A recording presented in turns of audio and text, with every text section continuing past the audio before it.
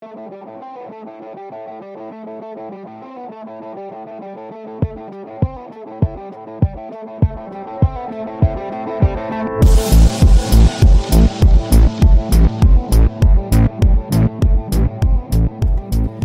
up, sports fans? This is your host, Igor for Boy Scouts and Ball.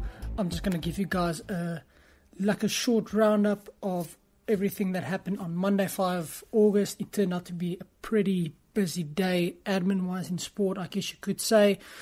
First up, the last day of the Ashes of the first test in Edgbaston went all Australia's way today. England, I think, except for a couple of early sessions on day one, were never really in it.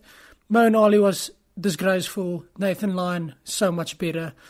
And obviously it showed. I think that was the one of the turning points in the game on a day 5 pitch where everything slowed up.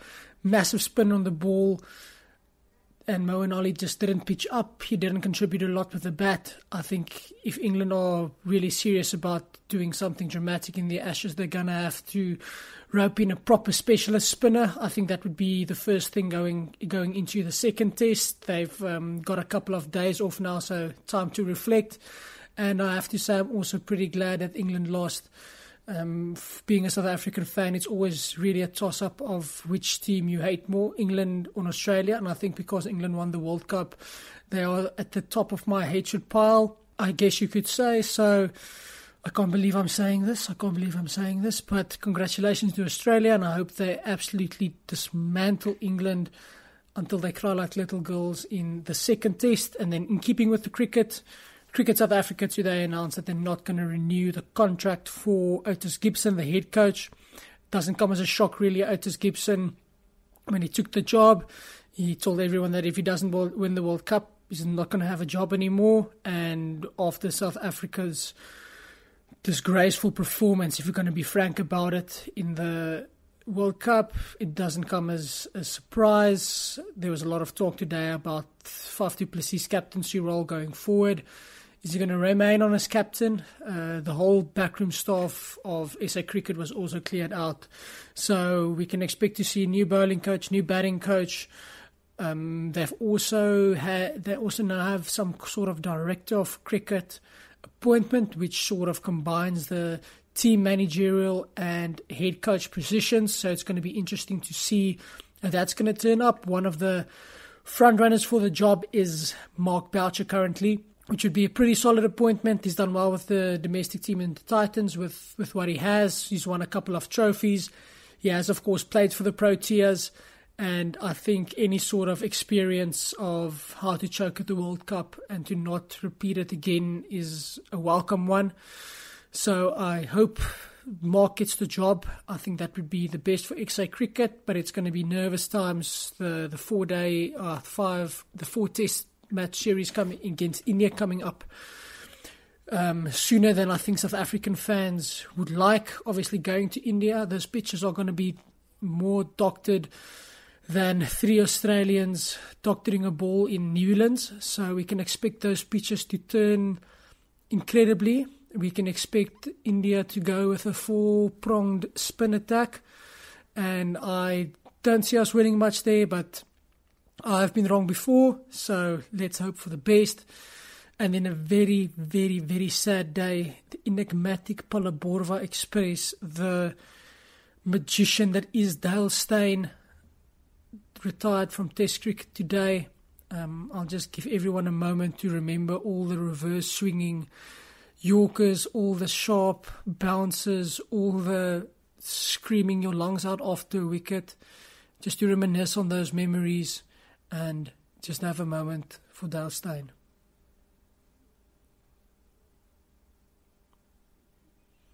Okay, so obviously Dale Steyn, massive loss to the South African team, but we seem to have pretty okay stocks going forward with Ngidi and Rabada.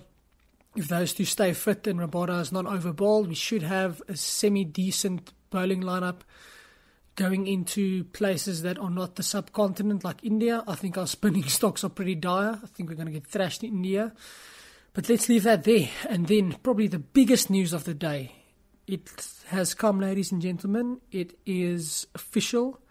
the most expensive centre-back in the world is a man called Harry Maguire, who now plays for Manchester United, and he went for a little over £85 million in transfer fees, which I think is criminal.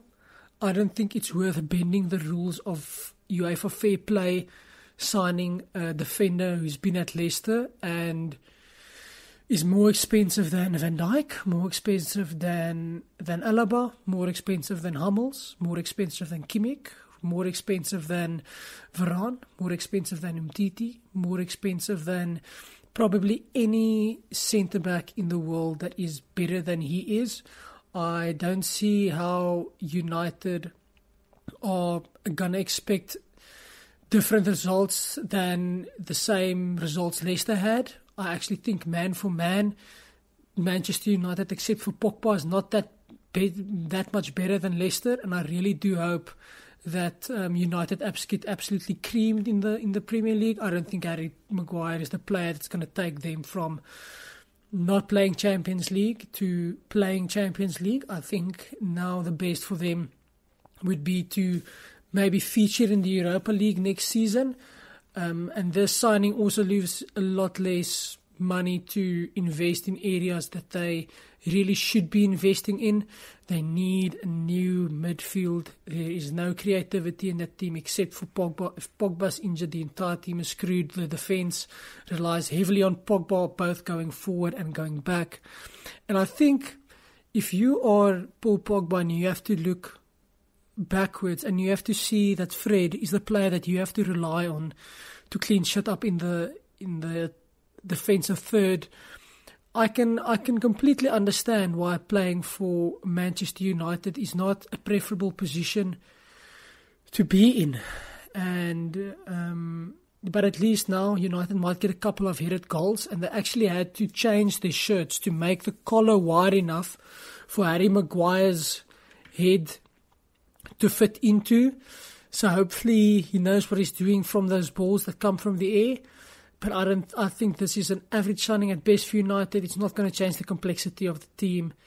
And for that, it just proves again that the English football teams have no conception of how the transfer window works, how to buy smartly. I think that was very well evidenced by Chelsea and by Chelsea's transfer window the last couple of years as well, United's transfer window, especially Everton. I think Everton spent 50 million on Richarlison, who did not even feature in the race for the Golden Ball, and he was one of the most expensive strikers in the entire league.